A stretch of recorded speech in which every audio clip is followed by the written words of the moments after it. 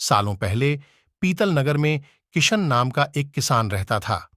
वह गांव के एक जमींदार के खेत पर काम करके किसी तरह अपना घर चला रहा था। पहले किशन के भी खेत थे, लेकिन उसके पिता के बीमार होने के कारण उसे अपने सारे खेत बेचने पड़े। मजदूरी में मिलने वाले पैसों से पिता का इलाज कराना और घर का खर्च चलाना मुश्किल हो रहा था। वो हर दिन सोचता कि कैसे घर की स्थिति को बेहतर किया जाए। आज भी इसी सोच के साथ किशन सुबह सुबह जमींदार के खेत पर काम करने के लिए निकला। खुदाई करते समय उसकी कुदाल किसी धातु से टकराई और तेज आवाज हुई। किशन के मन में हुआ कि आखिर ऐसा क्या है यहाँ। उसने उस हिस्से को खोदा तो वहां से एक बड़ा सा पतीला निकला। पतीला देखकर किशन दुखी हो गया।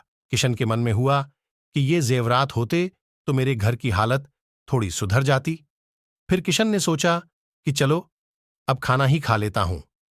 किशन ने खाना खाने के लिए अपने हाथ की कुदाल उस पतीले में फेंक दी और हाथ मुंह धोकर खाना खाने लगा। खाना खत्म करने के बाद किशन अपनी कुदाल उठाने के लिए पतीले के पास पहुंचा। वहां पहुंचते ही किशन हैरान हो गया।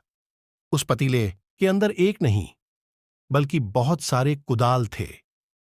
उसे कुछ समझ नहीं आया। तभी उसने अपने पास रखी एक टोकरी को भी उस पतीले में फेंक दिया। वो एक टोकरी भी पतीले के अंदर जाते ही बहुत सारी हो गईं। ये सब देखकर किशन खुश हो गया और उस जादुई पतीले को अपने साथ घर लेकर चला आया। वो हर दिन उस बर्तन में अपने कुछ औजार डालता और जब वो ज्यादा हो जाते तब उन्हें बाजार जाकर बेच आता। ऐसा करते करते किशन के घर की हालत सुधरने लगी।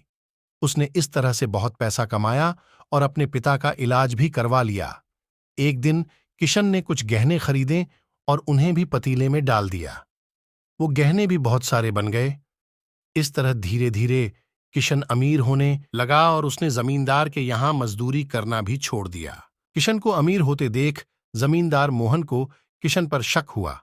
वो सीधे किशन के घर पहुंचा। वहां जाकर उसे जादुई पतीले के बारे में पता चला। उसने किशन से पूछा, तुमने यह पतीला कब और किसके घर से चुराया? डरी हुई आवाज में किशन बोला, साहब, यह पतीला मुझे खेत में खुदाई के समय मिला था। मैंने किसी के घर चोरी नहीं की है। खेत में खुदाई की बात सुनते ही जमींदार ने कहा, यह पतीला जब मेरे खेत से मिला तो यह मेरा हुआ। किशन ने जादुई पतीला ना लेकर जाने की बहुत मिन्नतें की, लेकिन जमींदार मोहन ने उसकी एक नहीं सुनी। वो जबरदस्ती अपने साथ वो जादुई पतीला लेकर चला गया। जमींदार ने भी किशन की ही तरह उसमें सामान डालकर उन्हें बढ़ाना शुरू किया। एक दिन जमींदार ने अपने घर में मौजूद सारे गहने एक एक करके उस पतीले में डाल दिए और रातों रात बहुत अमीर हो गया। एकदम से जमींदार के अमीर होने की खबर पीतल नगर के राजा तक पहुंच गई। राजा को भी जादुई पतीले की जानकारी मिली।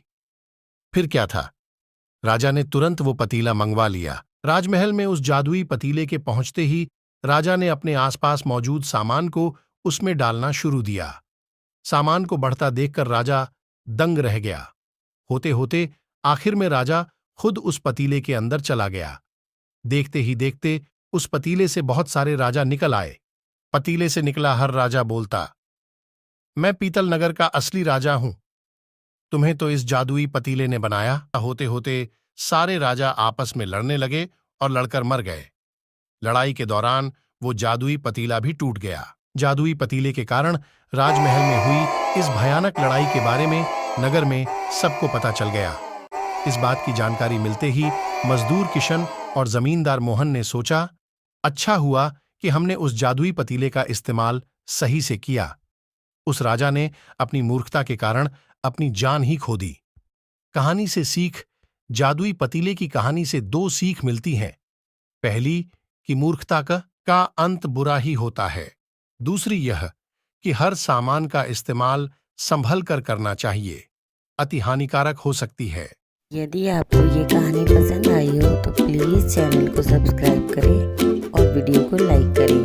Thank you for watching. Bye.